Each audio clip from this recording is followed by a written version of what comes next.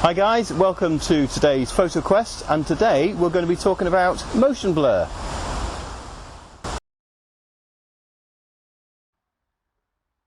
Okay, so today's quest is all about motion blur. Now this basically is where we want to create some motion within our photograph. So it might be something moving at speed and we want to be able to capture that and portray that speed within the photograph. Now the thing here with this is what we don't want is our subject to be blurred. We want the subject to be pinned sharp. What we do want is to actually get the background blurred, and that in itself will create the impression of motion. So that's what we're going to be looking at today. There's a few different ways we can do it, but let's look at the most simplest first of all. Now, really to try and understand this, let's have a think about what's actually happening in the picture. If we set our shutter speed quite fast, so maybe something like a 5/100th of a second, if anything's moving through our picture fairly slowly, then we're going to freeze that action because the shutter is so quick that the action itself, the motion, it just won't go through the photograph. So we'll end up freezing the action, and likewise the background will be freezed. And even if we actually move the camera when we're taking the picture, the background will still be frozen. Okay, so really that's not the way we want to do it. What we want to do is try and capture that motion through the picture. So what we're probably going to do is actually go to a shutter speed quite slow. So something like a 30th or 40th of a second. Now that in itself means that when we actually move the camera, the background will actually move through the picture. Okay, so the other thing is as well is actually we want to get a nice aperture, a nice sort of background in terms of there. So we'll probably still keep to an aperture of around about f4. Keep that nice and sort of good depth of field on there. So the technique we're going to use is actually a slow shutter speed, and we're actually going to move with our subject. So that means that we're actually going to pan the camera. As I'm looking at it and taking the photograph, I'm actually going to move the camera with the subject. Now what that means is if I can keep up with the subject, which is the tricky bit, then the subject should be nice and pin sharp. However, because the camera's moving, the background moves through the picture and therefore will be basically not just out of focus, but it will be out of focus in a streak, and that itself will create the idea of motion. So that's really the idea behind it.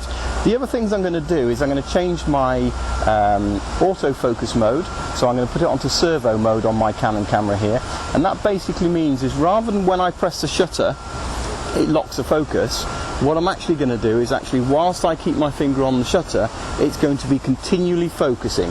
So that means when the subject's a bit further away and comes closer to me, it's actually going to stay sharp within the camera. The second thing I'm going to do is change my drive mode. Now I could just take one shot and maybe I'll get lucky, okay? But what I'm actually going to do is actually hedge my bets a little bit, and I'm actually going to shoot in continuous. So when I press the shutter down, it's going to keep taking photographs until I actually let go of the shutter. And that's just going to give me really a better chance of actually capturing a good sharp image as something goes by. Okay, ISO I'm not too worried about. Really that's just going to come in really to make sure I get good light settings, but at a 40th of a second or 30th of a second it shouldn't be too much of a problem.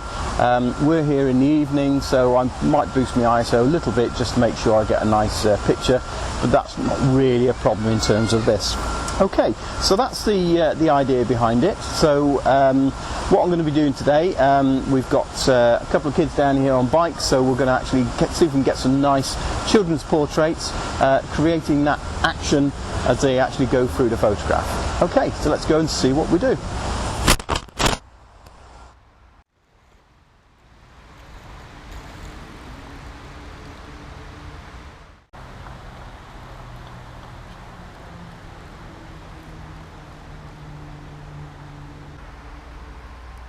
Okay, got some really good shots there, so we're just going to try another technique that we can actually do to this.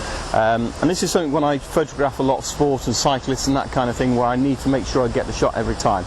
And basically what we've done was put the flash gun on here. So the idea is that I'm still going to balance the camera for the ambient light. Okay, so I'm going to still do that as I was taking the photographs before and get a good exposure on there. However, what I'm going to do is introduce a little bit of burst of flash, and that in itself will freeze the action. Now, what we have to be careful of is when that flash goes off.